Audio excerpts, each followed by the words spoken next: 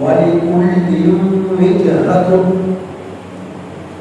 یہاں سے سورۃ البقرہ کی آیت نمبر 48 سے آیت نمبر 52 تک آپ حضرات کے سامنے تلاوت کی. ترجمہ یہ ہے وَلِكُلِّ، اور ہر امت کے لیے وجہت ایک قبلہ ہوا مولیہا، وہ اس کی طرف رخ پھیرتے تھے، وہ اس کی طرف رخ پھیرتے تھے. فَاسْتَبِقُوا الْخَيْرَاتِ، سو تم لوگ سبقت اختیار کرو نیکی کے کاموں. سو تم لوگ مسابقت اختیار کرو نیکیوں میں. اینما تکونوا، جہاں کہیں بھی تم لوگ ہوگے، یأتی بکم اللہ جمیعا، لے آئے گا تمہیں اللہ تعالی سب کو. ان اللہ، بے شک اللہ تعالی، علی کل شیء قدیر، ہر چیز پر قدرت رکھتا ہے. ومن حیث، اور جہاں کہیں سے خرج تک آپ نکلے، اور جہاں کہیں سے سفر آپ نکلے، فولی وجہک، سو پھیر لیجئے اپنے چہرے شطر المسجد الحرام، مسجد حرام کی طرف. وَإِنَّهُ لَلْحَقُّ، اور بے شک یہ البتہ حق ہے، میرے ربک، تیرے رب کی طرف سے. وَمَا اللَّهُ بِغَافِلٍ، اور اللہ تعالی غافل نہیں ہے عَمَّا تَعْمَلُونَ، ان کاموں سے جو تم لوگ کیا کرتے ہو. وَمِنْ حَيْثُ، اور جہاں کہیں سے بھی سفر میں خرج تک آپ نکلے، فَوَلِّ وَجْهَكَ، سو پھیر لیجئے اپنے چہرے کو شطر المسجد الحرام، مسجد حرام کی طرف. وَحَيْثُ مَا كُنْتُمْ، اور جہاں کہیں بھی تم لوگ ہو اے امتیوں، اور جہاں کہیں بھی تم لوگ ہو اے امتیوں، فَوَلُّوا وُجُوهَكُمْ، سو پھیر لو تم لوگ اپنے چہروں کو شطرہ مسجد حرام کی. لِأَلَّا، تاکہ یکون للہ، نہ ہو جائے لوگوں کے لیے، علیکم، تم لوگوں پر، حجہ، کوئی الزام. الا الذین، مگر وہ لوگ، ظلموا، جنہوں نے ظلم کیا، منہم، ان لوگوں میں سے. فلا تخشوہم، تم لوگ ان سے نہ ڈرو. واخشونی، اور مجھ ہی سے ڈرو. وَلِأُتِمَّ نِعْمَتِي عَلَيْكُمْ، اور تاکہ میں مکمل کروں اپنی نعمت تم لوگوں. وَعَلَيْكُمْ وَلَعَلَّكُمْ تَهْتَدُونَ، اور تاکہ تم لوگ ہدایت پا جاؤ، ہدایت یافتہ ہو جاؤ. كَمَا أَرْسَلْنَا فِيكُمْ، جیسا کہ ہم نے بھیجا تم میں رسولا منکم، تم ہی میں سے ایک رسول. یتلو علیکم، وہ تلاوت کرتا ہے تم پر، آیاتنا، ہماری آیات.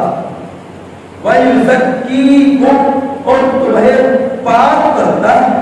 وَيُعَلِّمُكُمُ الْكِتَابَ، اور تمہیں تعلیم دیتا ہے کتاب. وَالْحِکْمَةَ، اور حکمت. دانائی وَيُعَلِّمُكُمْ اور تمہیں سکھلاتا ہے مَا لَمْ تَقُولُوا وہ باتیں تَعْلَمُونَ جو تم لوگ نہیں جانتے تھے فَاذْكُرُونِي تو تم مجھے یاد کرو مجھے یاد کرو اذکرکم میں تمہیں یاد کروں گا واشکرونی اور تم لوگ میرا شکر ادا کرو ولا تکفرون اور ناشکری نہ کرو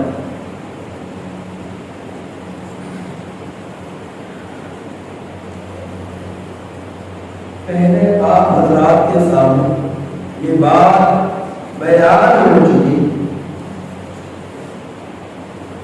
قبلے سے متعلق کہ جس طرح نماز پڑھنے والے کے لیے نماز کے صحیح ہونے کے لیے شرط یہ ہے کہ جگہ کا پاک ہونا باوضو ہونا یہ نماز کی شرائط میں سے لباس کا پاک ہونا اسی طرح نماز کی شرائط میں سے یہ ہے قبلے کی طرف رخ اسی طرح نماز کی شرائط میں سے یہ ہے قبلے کی طرف رخ کرنا نبی کریم صلی اللہ علیہ وسلم آپ حضرات کو بتلایا جا چکا اس سے پہلے کہ آپ صلی اللہ علیہ وسلم مسجد اقصی سے قبل مکہ المکرمہ میں بیت اللہ کی طرف رخ کر نفلی عبادات کیا کرتے تھے اور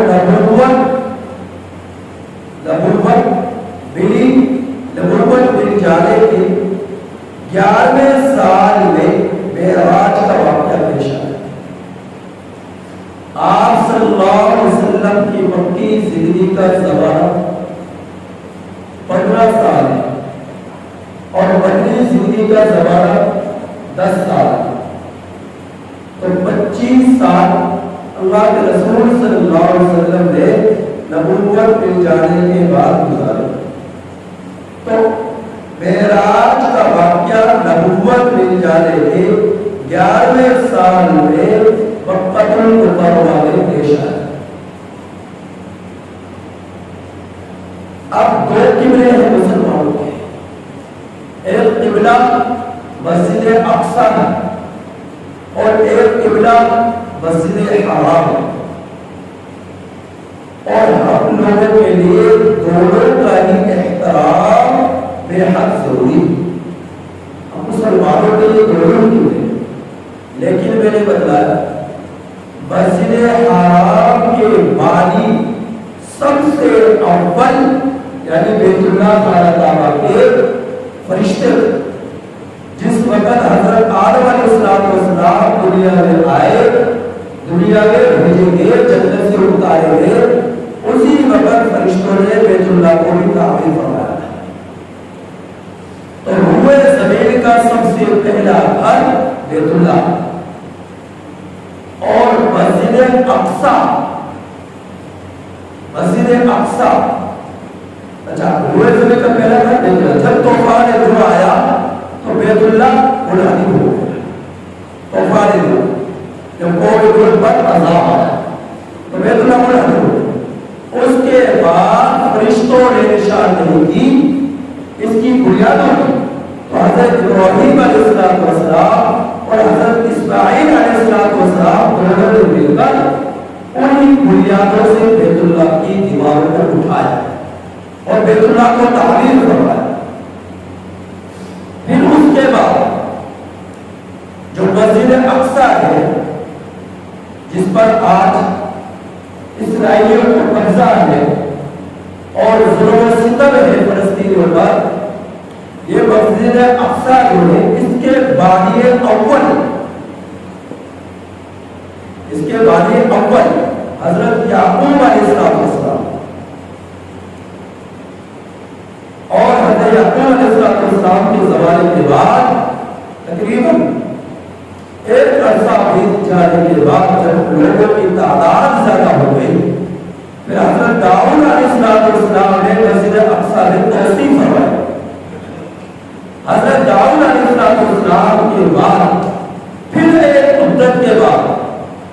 حضرت سلیمان علیہ السلام نے شاہی طرز پر مسجد اقصی کو تعمیر فرمایا. شاہی طرز پر مسجد اقصی کو تعمیر فرمایا اس نے حضرت سلیمان علیہ السلام. تو حضرت ابراہیم علیہ السلام کے بیت اللہ کو تعمیر فرمانا اور آپ کے بیت اللہ کی تعمیر کے تقریباً 40 سال بعد 40 سال کے بعد مسجد اقصی تعمیر ہوئی. بیت اللہ پہلے سے تعمیر تھا اور روئے زمین کا پہلا گھر ہے. تو جس وقت آپ صلی اللہ علیہ وسلم کو نبوت ملی تو نبوت مل جانے کے بعد جیسے ہی نبوت ملی ساتھ وہی حضرت جبرائیل امین علیہ السلام نے آپ کو نماز نفلی عبادت نفلی نماز پڑھنے کا طریقہ سکھلایا اور وضو کرنے کا طریقہ سکھلایا. اس نے حضرت جبرائیل امین علیہ السلام نے یہ مسلمت کی بات ہے جب آپ صلی اللہ علیہ وسلم پر پہلی وحی نازل ہوئی. پہلی وحی کے نازل ہونے کے بعد نماز کا ابھی نماز فرض نہیں ہوئی, نفلی عبادت تھی, نفلی نماز تھی. تو آپ کو نماز پڑھنے کا طریقہ سکھلایا اور وضو کرنے کا طریقہ سکھلایا حضرت جبرائیل امین علیہ السلام. آپ دیکھیں گے جبل نور ہے, جبل نور کے پاس سفید سا کچھ چونا سا آگوں نے پھینکا ہوا ہے, آگوں نے سفید سا چونا ڈالا ہوا ہے جبل نور کے قریب. تو حضرت جبرائیل امین علیہ السلام نے جب آپ کو طریقہ وضو سکھلایا اپنا پر وہاں اس جگہ پر, عرب لوگ بتلاتے نہیں نشانی جلدی سے بتلاتے نہیں. حضرت مولانا سرفراز صدر صاحب نے اپنی تفسیر میں ذخیرۃ الجلال میں یہ بات لکھی ہوئی ہے کہ عرب لوگ یہ بات بتلاتے ہیں. تو اس جگہ پر حضرت جبرائیل امین علیہ السلام نے اپنا پر وہاں اور جب پر وہاں وہاں سے چشمہ دکھا, پھر آپ کو وضو کر کے دکھلایا اور آپ کو طریقہ سکھلایا. تو وضو کا طریقہ اور نفلی عبادات کا طریقہ نبوت میں جانے کے فوراً بعد حضرت جبرائیل امین علیہ السلام نے آپ کو بتایا اور سکھلایا. جب فرض نماز کو مسجد حرام کی طرف نفلی عبادات میں پہلے بتلایا تو فجر کی نماز اور عصر کی نماز ہی آپ کو نبی کریم صلی اللہ علیہ وسلم پڑھا کرتے ہیں.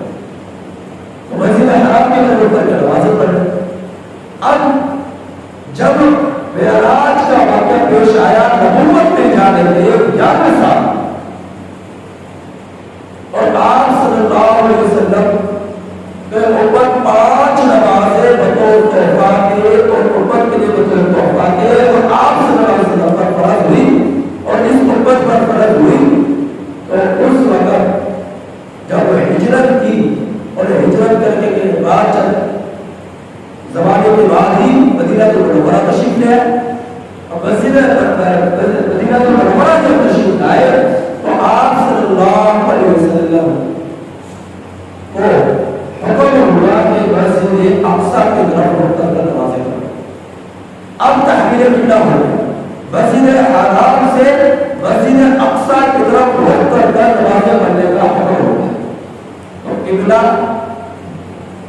اول بیت اللہ شریف, پھر قبلہ ثانی مسجد اقصی, پھر دوبارہ بیت اللہ شریف.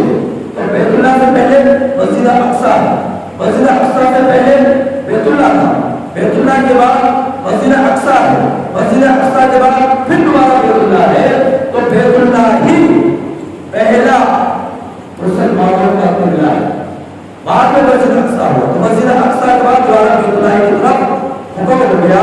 جب نبی کریم صلی اللہ علیہ وسلم 16 اور 17 مہینے مسجد اقصی کی طرف رخ کر نمازیں پڑھتے رہے, نمازیں پڑھتے رہے, تو آپ صلی اللہ علیہ وسلم کی طبیعت کا رجحان مسجد حرام کی طرف تھا.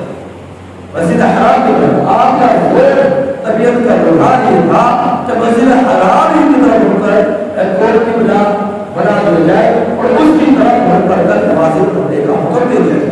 تو اس وجہ سے نبی کریم صلی اللہ علیہ وسلم میں نے جس پر پچھلے آیت کو بیان کیا قد نرا, پچھلے آیت میں قد نرا تقلب وجهك في السماء فلا نولي الا قبلة ترضاها. نبی کریم صلی اللہ علیہ وسلم بار بار آسمان کی طرف اپنے چہرہ انور کو اٹھاتے کہ کب اللہ تعالیٰ کی طرف سے حکم آ جائے اور مسجد حرام کی طرف دوبارہ مسجد حرام کو قبلہ بنا دیا جائے. تو آپ صلی اللہ علیہ وسلم 16 مہینے نمازیں پڑھی مسجد اقصی کی طرف دوبارہ تحویل قبلہ ہو گیا اور مسجد حرام کی طرف رک کر نماز پڑھنے کا حکم ہو. آپ صلی اللہ علیہ وسلم کا یہ رجحان کیوں تھا اس کے بارے میں بیان ہو چکا.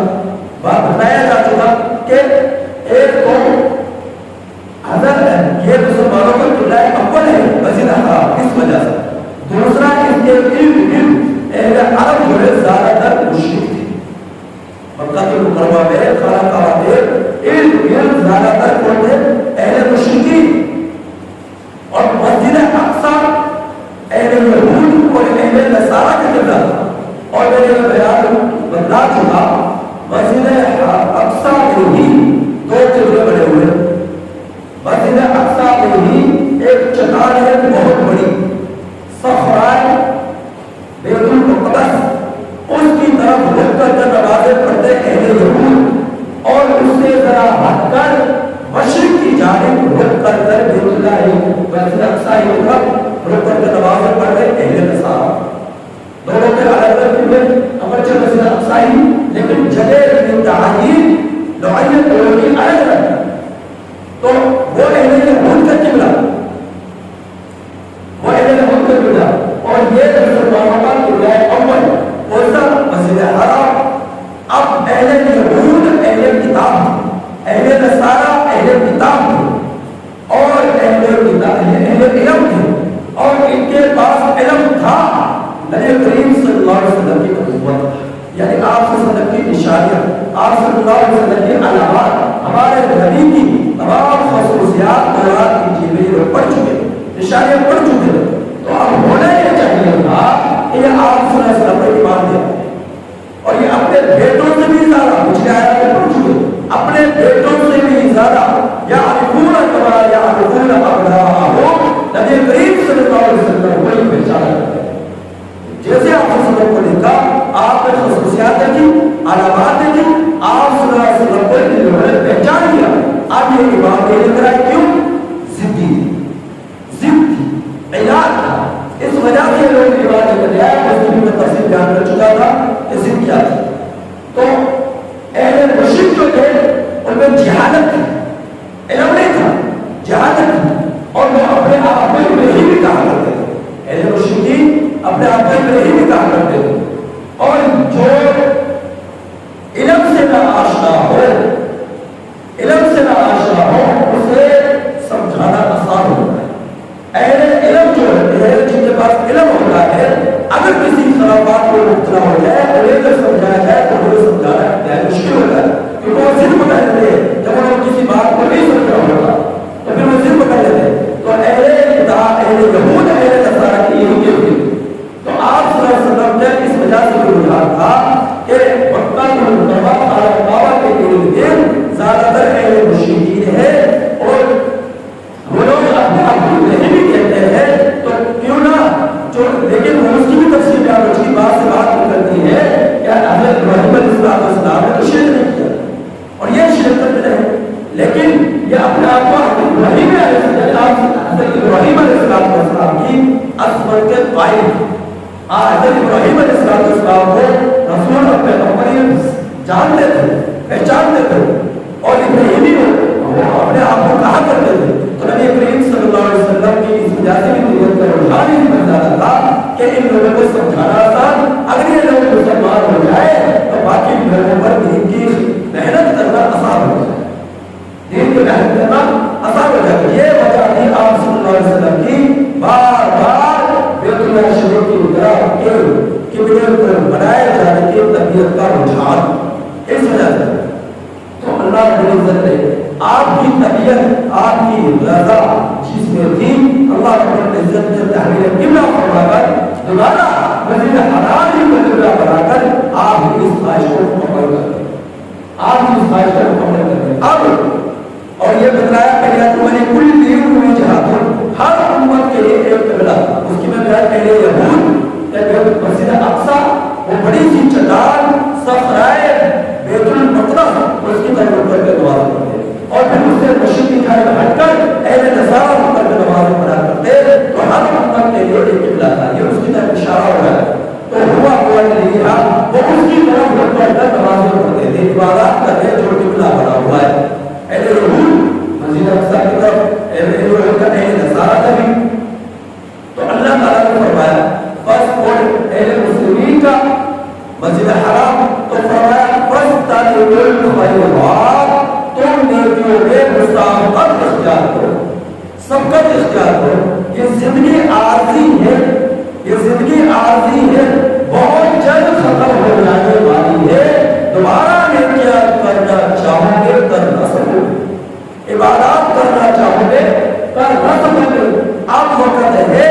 جتنی کر سکتے ہو کر لو جتنا اپنے رب کو راضی کر سکتے ہو کر لو جتنا اپنے رب کو پکار سکتے ہو پکار لو جتنا اپنے رب کے سامنے جھک سکتے ہو جھک لو جتنا اپنے رب کے لیے روزہ بھوکا پیاسا رہ کر رکھ سکتے ہو رکھ لو جتنی تراویح پڑھ سکتے ہو پڑھ لو جتنے نوافل پڑھ سکتے ہو پڑھ لو جتنی سجدے کرنے چاہتے ہو کر سکتے ہو کر لو لیکن یاد رکھو اس زندگی میں موقع زندگی ختم ہوئی پھر انسانی دنیا کی طاقت کو زندہ کرنا چاہے زندہ نہیں کر سکتا تو افضل کو الخیرات یہاں تک دوڑے لگاؤ مسابقت اختیار کرو آگے بڑھو ایک دوسرے سے کوئی مکڑوں میں نہیں گاڑیوں میں نہیں جائیدادوں میں نہیں مال متا میں نہیں اس میں آگے بڑھائے عبادات میں صدقات خیرات میں اور ذکر اذکار میں نوافل میں تہجد میں تراویحوں میں روزوں میں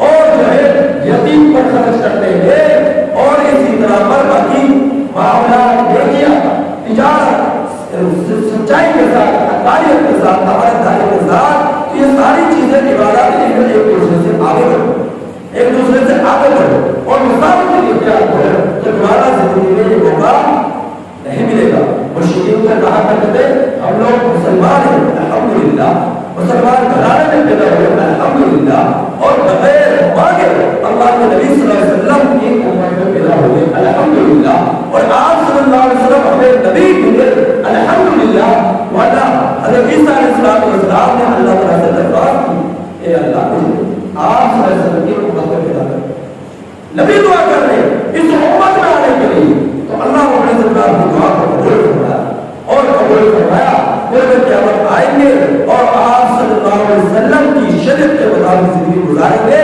اور ان 5 نمازوں کا اہتمام کریں گے اسی شریعت کے مطابق زندگی گزاریں گے 40 سال رہیں گے اور پھر دوبارہ دنیا سے پھر پردہ فرما جائیں گے دنیا سے رخصت ہو جائیں گے ہمارا عقیدہ یہ ہے کہ حضرت عیسیٰ علیہ السلام کو اللہ کو عزت نے زندہ آسمانوں کو اٹھایا زندہ آسمانوں کو اٹھایا جو میں نے عام آسمان کے سامنے جو ہے یہ باتیں جو عرض کر رہا ہوں کرنے کا مقصد یہ ہے کہ اہل مشرکین تو ایسے تھے وہ کہا کرتے تھے ہیہات لما توعدون بہت دور ہے لما توعدون جس کا تم سے وعدہ کیا جا رہا ہے تو تم یہ وعدہ کرو کہ موت کے بعد دوبارہ زندگی ملنے والی ہے اور ایک روز زندگی میں حساب و کتاب ہونا ہے اعمال کرنے کا موقع نہیں مل رہا نیکیاں کرنے کا موقع نہیں مل رہا وہاں پر حساب و کتاب ہونا ہے جو آپ نہیں ہوں گے اپنے رب کے سامنے تو مشرکین کہا کرتے تھے ہیہات لما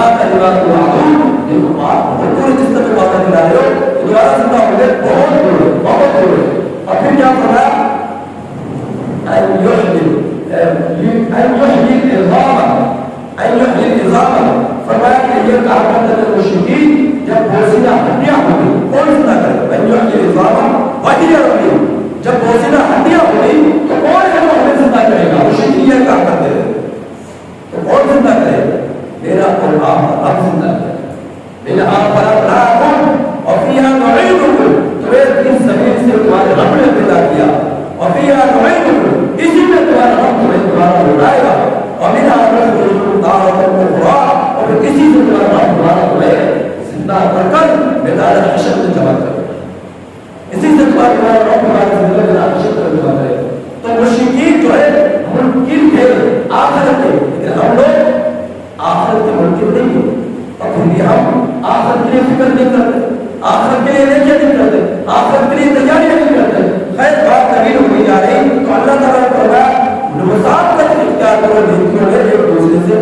जाओ, ऐनमा तकूनु यअतीकुमुल मौत जमीआ, तुम्हारे रब की तरफ से तुम्हारे लिए ये ऐलान है, याद रखो कल क़यामत के दिन मैदान हश्र में तुम्हारा रब तुम सबको जमा करेगा। यहूदी है, ईसाई है, मुस्लिम है, गैर मुस्लिम है, हिंदू है, बुद्ध मत है और जो है सिख मत है, किसी भी मजहब से ताल्लुक रखने वाला है, हर शख्स को तुम्हारे रब ने जिंदा, हर शख्स ने जिंदा होना है और तुम्हारे रब ने हर शख्स को जिंदा करना है, हयात देनी है और अल्लाह को जिंदा पूछना है। हम लोगों ने जवाबदेही करनी है अपने रब के सामने, तो तुम्हारा रब तुम्हें सबको जगह करेगा। इन्नल्लाह अला कुल्ली शैइन कदीर, बेशक अल्लाह ताला हर चीज पर कुदरत रखता है। उसके लिए कोई मुश्किल नहीं है दोबारा जिंदा करना, उसके लिए कुछ भी मुश्किल नहीं है दोबारा जिंदा करना। तुम्हारा रब इस बात पर कुदरत रखता है, लिहाजा इस बात का यकीन अपने दिलों में बिठा लो और यकीन रखकर फिर आखिरत की फिक्र कर आखिरत के लिए तैयारी करो। आखिरत के लिए तैयारी करो। तैयारी किस तरह होगी? इबादत कर, हराम कामों से बचकर, बुराइयों से बचकर, शैतानी कामों से बचकर और फराइज का इहतमाम करकर अल्लाह रब्बुल इज्जत की तरफ से नाफिज करदा अहकामात पर अमल कर, इससे क्या है? आखिरत की तैयारी है। इस आखिरत की तैयारी हो। आगे बाकी आयत पे इंशाअल्लाह तफसील कर बयान करूंगा।